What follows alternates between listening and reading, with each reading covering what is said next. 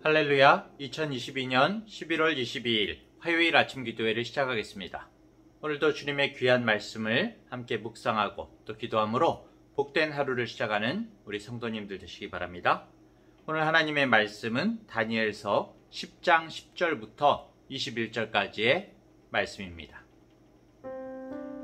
한 손이 있어 나를 어루만지기로 내가 떨었더니 그가 내 무릎과 손바닥이 땅에 닿게 일으키고 내게 이르되 큰 은총을 받은 사람 다니엘아, 내가 네게 이르는 말을 깨닫고 일어서라. 내가 네게 보내심을 받았느니라 하더라. 그가 내게 이 말을 한 후에 내가 떨며 일어서니 그가 내게 이르되 다니엘아, 두려워하지 말라. 네가 깨달으려 하여 네 하나님 앞에 스스로 겸비하게 하기로 결심하던 첫날부터 네 말이 응답받았으므로 내가 네 말로 말미암아 왔느니라. 그런데 바사 왕국의 군주가 21일 동안 나를 막았으므로 내가 거기 바사 왕국의 왕들과 함께 머물러 있더니 가장 높은 군주 중 하나인 미가엘이 와서 나를 도와주므로 이제 내가 마지막 날에 네 백성이 당할 일을 네게 깨닫게 하러 왔노라. 이는 이 환상이 오랜 후의 일임이라 하더라. 그가 이런 말로 내게 이를 때에 내가 곧 얼굴을 땅에 향하고 말문이 막혔더니 인자와 같은 이가 있어 내 입술을 만진지라. 내가 곧 입을 열어 내 앞에 서 있는 자에게 말하여 이르되 내 주여, 이 환상으로 말미암아 근심이 내게 더하므로 내가 힘이 없어졌나이다. 내 몸에 힘이 없어졌고 호흡이 남지 아니하였사오니 내 주의 이 종이 어찌 능히 내 주와 더불어 말씀할 수 있으리이까 하니 또 사람의 모양 같은 것 하나가 나를 만지며 나를 강건하게 하여 이르되 큰 은총을 받은 사람이여 두려워하지 말라. 평안하라. 강건하라. 강건하라. 그가 이같이 내게 말하매 내가 곧 힘이 나서 이르되 내 주께서 나를 강건하게 하셨사오니 말씀하옵소서. 그가 이르되 내가 어찌하여 네게 왔는지 네가 아느냐. 이제 내가 돌아가서 바사 군주와 싸우려니와 내가 나간 후에는 헬라의 군주가 이를 것이라. 오직 내가 먼저 진리의 글에 기록된 것으로 네게 보이리라. 나를 도와서 그들을 대항할 자는 너희의 군주 미가엘 뿐이니라. 아멘. 어제 말씀에서는 다니엘이 고레스 왕 3년에 있었던 일을 이야기하기 시작했습니다. 고레스 왕의 칙령으로 포로민이었던 모든 이스라엘 사람들에게 자유의 선포가 있었고, 그리고 고국으로 돌아가고자 하는 사람들은 돌아가서 이미 하나님의 성전을 짓고 있는 그런 상황이라고 말씀을 드렸습니다. 다니엘은 고국으로 돌아가지는 못했지만 고령의 몸에도 불구하고 지금 이곳 티그리스 강가에서 이스라엘의 회복과 하나님의 인도하심을 위해서 3주 동안을 금식을 하면서 기도하고 있는 것이죠. 이렇게 기도하면서 온 마음을 다해서 하나님 앞에 서 있는 그런 모습이 나오고 있습니다. 그런 상황에서 다니엘은 천상의 하나님의 영광을 보게 되고 그 자리에서 정신을 잃고 쓰러지게 됩니다.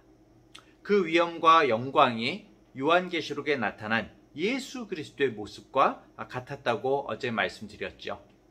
아무 흠이 없던 다니엘일지라도 하나님이신 예수 그리스도의 그 신령하신 모습 앞에서 도저히 감당할 수가 없었던 것이죠.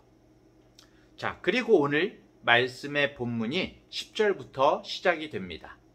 정신을 잃고 쓰러진 다니엘을 누군가 일으켜 세우게 되죠. 여기서 다니엘을 오늘 이제 본문에서 깨우는 존재는 5절과 6절에서 본 천상의 하나님, 예수 그리스도는 아니십니다.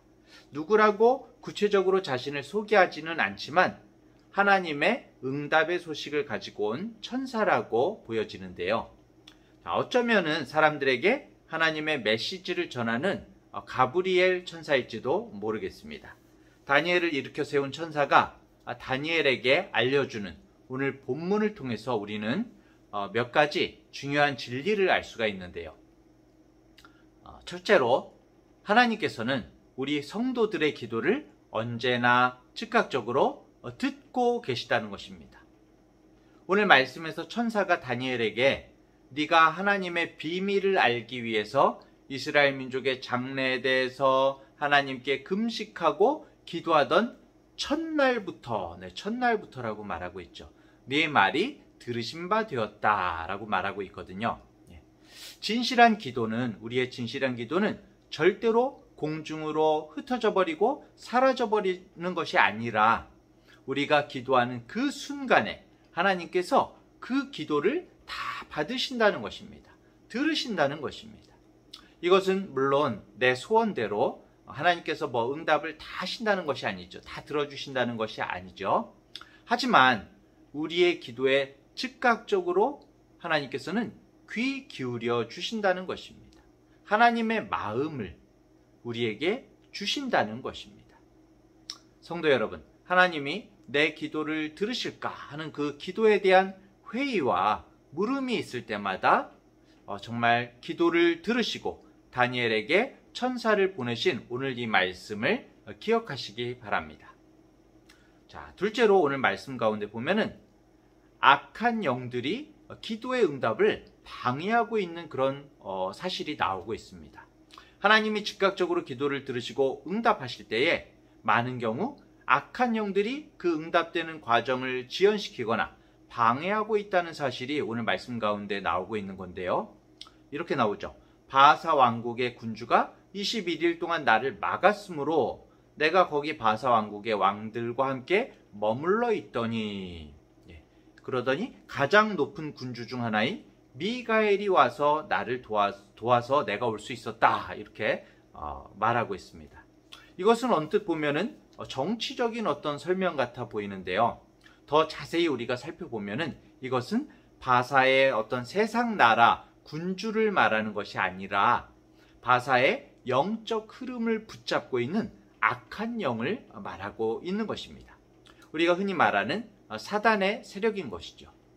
에베소서 6장에서 보면은 바울 사도가 악한 영들에 관해서 묘사할 때에 정사와 권세와 이 어두움의 세상 주관자들 이렇게 표현하고 있는 말씀이 나오고 있거든요. 악령들은 타락한 천사들로서 세상을 다스리는 존재들입니다. 다니엘의 기도에 응답하기 위해서 가브리엘 천사가 활동할 때에 바사를 지키고 다스리던 악한 영의 역사가 21일 동안이나 가브리엘을 막았다는 것이죠.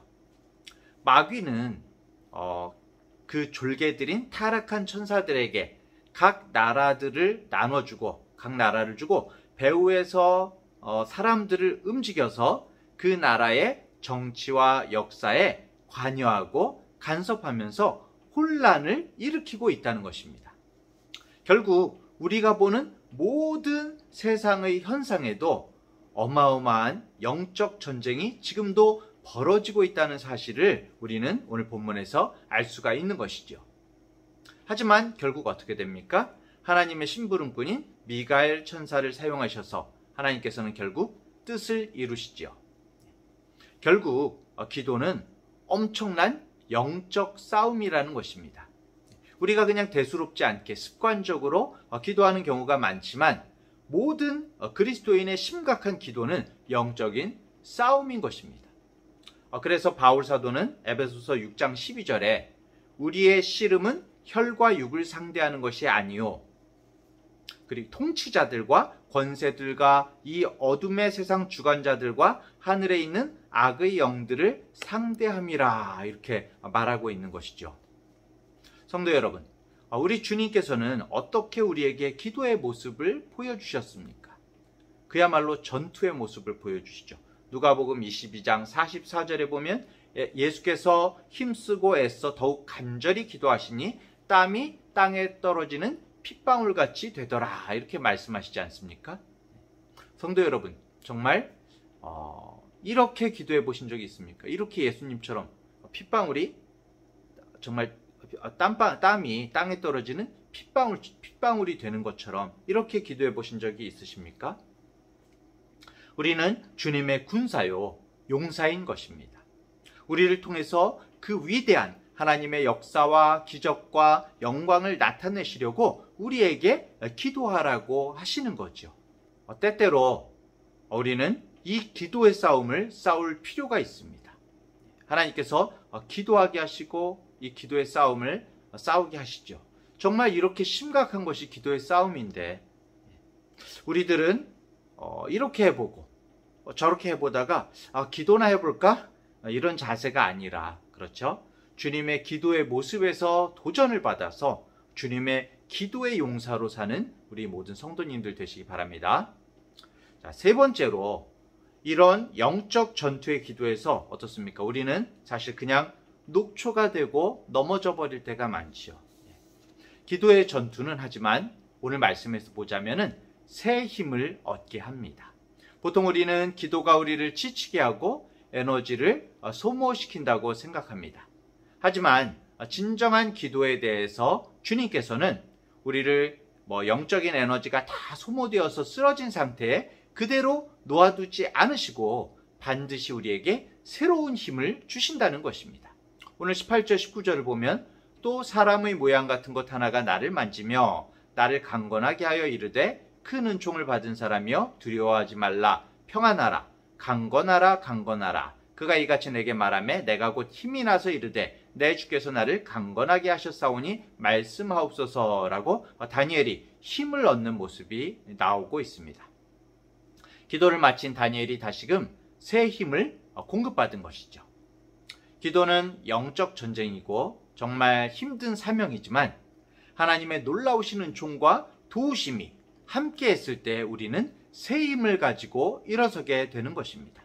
세상이 감당할 수 없는 그리고 세상의 모든 것들을 이길 수 있는 새로운 힘을 가지고 우뚝 솟게 되는 이 기도의 영광과 기쁨과 기도의 엄청난 저력을 경험하는 우리 모든 성도님들 되시기 바랍니다. 마지막으로 21절을 보면요.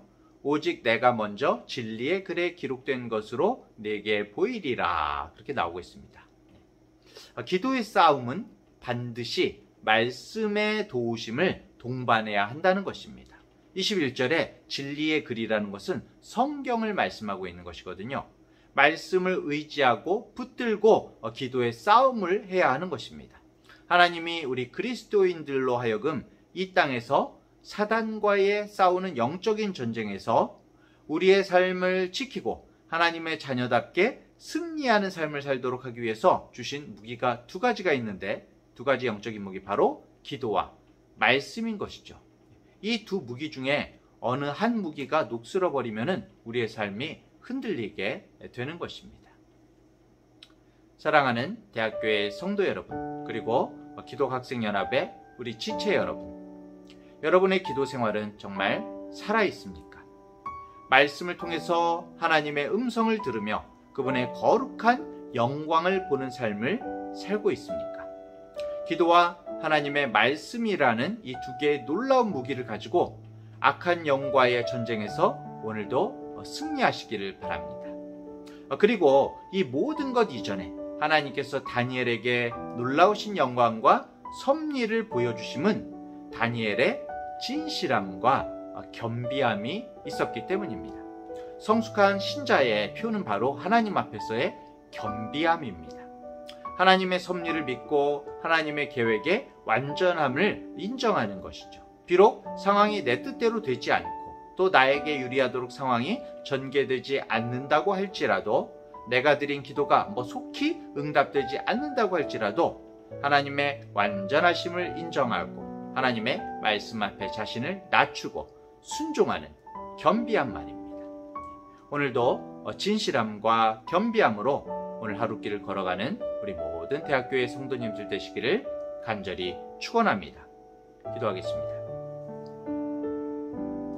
하나님 아버지, 말씀 가운데 주님께서는 우리의 기도를 언제나 듣고 계시며 이 기도가 악한 영들과의 영적 전투이고 이 전투를 통해 하나님의 응답뿐만이 아니라 하나님의 영광과 기쁨과 회복하심을 맛볼 수 있다는 사실을 보았습니다.